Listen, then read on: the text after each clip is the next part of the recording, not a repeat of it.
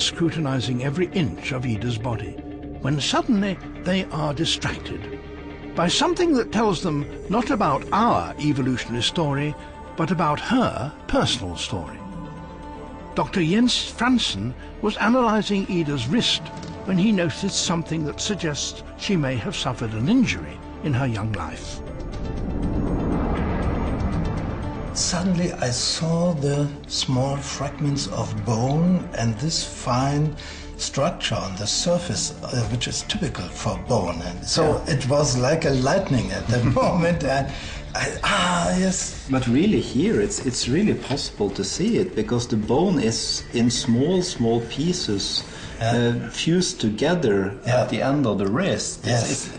It's not a nodule. It's not something that was formed after the animal was dead.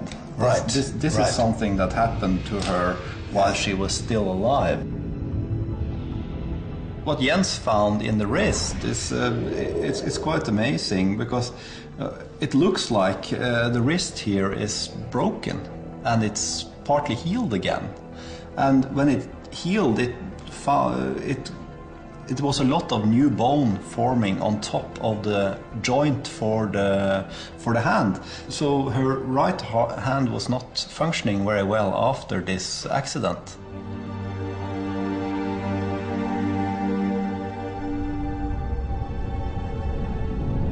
Research on her bones has thrown up a tragic surprise.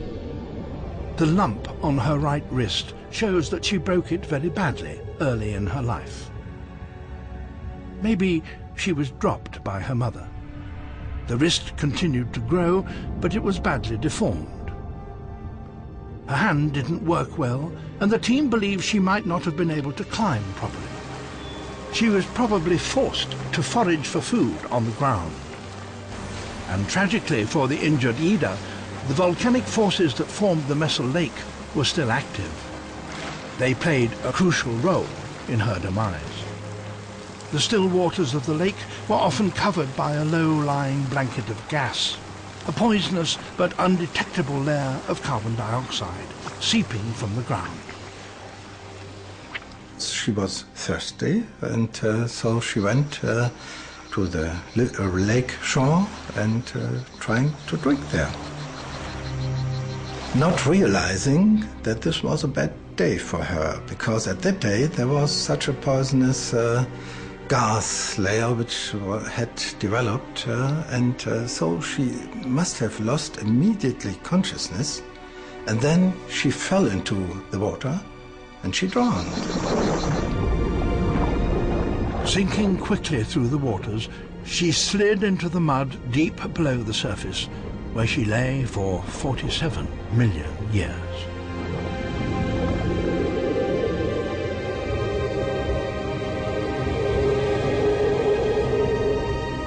The bone in Ida's wrist have given the team an extraordinary personal story to Ida's death. But they're still looking for a bone to link her with us. They have exhaustively studied her skeleton throughout a long investigation.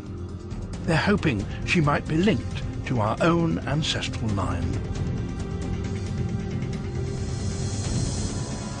It's been a long journey describing this fossil, from the start where we all really believed strongly that she's a fantastic fossil, but she's related to lemurs, until we now, after unwinding one character after the other, finding that this doesn't fit, this is something else, and looking at it now, it looks so much more exciting even than a complete lemur. This is something much more important also for our own evolution.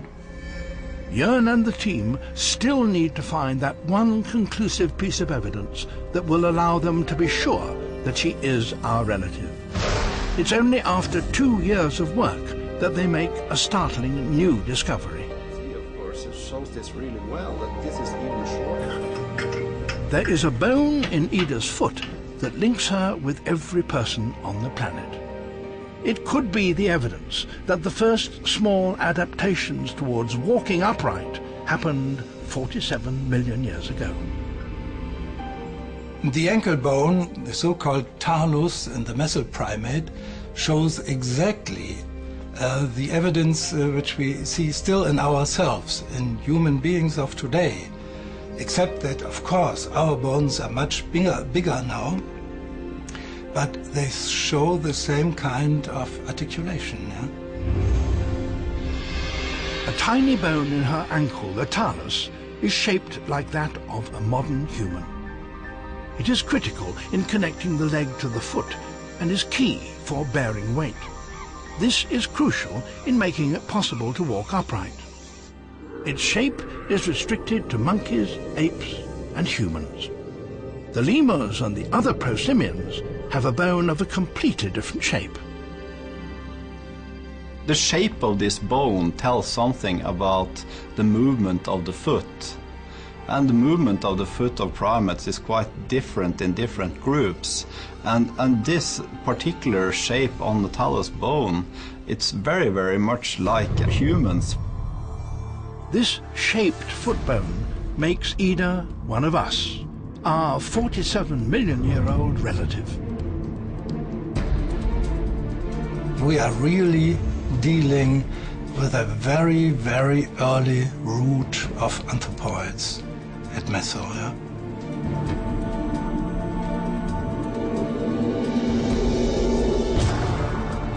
Ida comes from a crucial point in our evolution, when the early primates split into the human and non-human groups.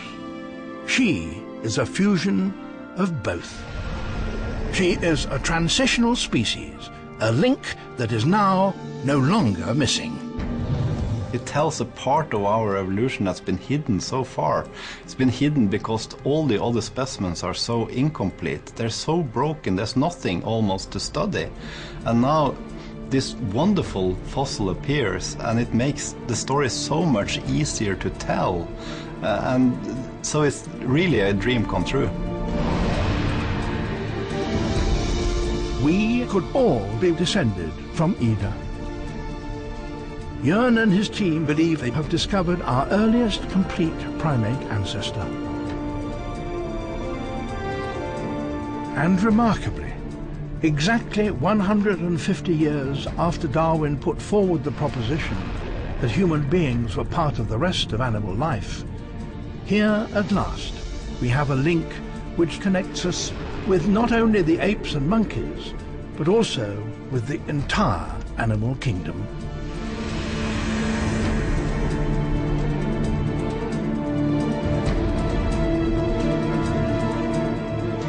This fossil turns out to be really important for us as humans. This fossil is really a part of our history. Truly a fossil that's a world heritage. This is the first link to human evolution. Long before we started to divide into different ethnic groups, a find like this is something for all humankind.